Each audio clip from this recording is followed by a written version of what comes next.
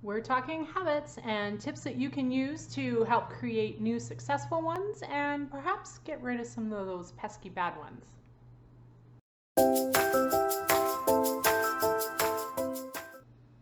Welcome to the pantry. They say it takes 60 days or 2 months to successfully cultivate a new habit.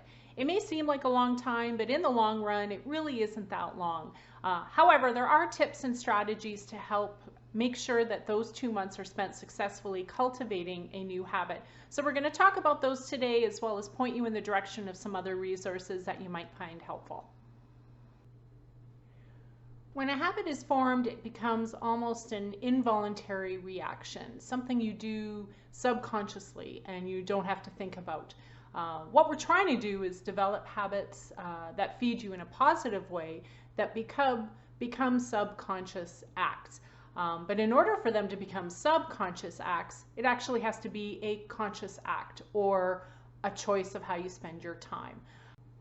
I do have a blog post on the pantry about the 5 choices and how you can spend your time. So today we're going to talk about how to spend that time in creating a new habit, or perhaps taking steps to fix an old habit or get rid of that habit altogether. When these conscious decisions build up over time, the new habit can then become automatic and you no longer have to think about it. So here are my 5 tips for when you want to change or start a new habit.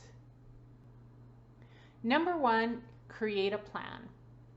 Just like a good business plan, creating a plan for your habit will help you achieve that habit quicker.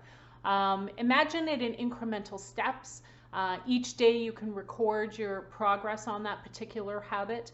Or if your North Star or your long-term goal is something that includes that habit, so for example, if you want to run a marathon, but you need to start running 1 kilometer or 2, then map out your journey to that full marathon. And that way, all of those incremental runs will be in your plan, will be in your calendar. You'll be making a conscious choice to do that running to build up to when you can successfully complete a marathon. Number 2, find an accountability partner. You know how I feel about mentoring, and cultivating a new habit or breaking an old habit is no different. You shouldn't be alone in this journey. Try to find someone who will help support you and become accountable to that person, whether it's on a daily or weekly basis. Remember, it takes 2 months to build a habit, so choose someone that you can lean on quite often, especially in the early goings, so they can check in with you and make sure that you're staying on task. Number 3, be okay with setbacks. They are going to happen. You are going to fall back into old habits or stop exercising your newly formed habit. This is part of the process. You need to be okay with setbacks. And as the saying goes, you just need to get back on that horse and keep going. Number 4, identify with the habit. Envision yourself as a person who has successfully cultivated this habit. If you see that person in your sights, you're more likely to become that person and actually practice that habit every day in your daily living. Number 5, reward yourself. Success is going to be seen on a daily basis or a weekly basis. Don't forget to recognize how hard you've had to work to achieve this newly cultivated habit or to get rid of an old one, especially if you've had a habit lingering for a number of years. It's going to take you a long time to successfully rid that from your life. So celebrate those things. Reward yourself. Reward yourself and celebrate your victories. There are lots of great materials out there talking about habits. My go-to encouragement is James Clear. He writes a lot of great articles about habits, and James, if you're watching, thank you so much for the work you're doing. You're definitely encouraging me on a weekly basis.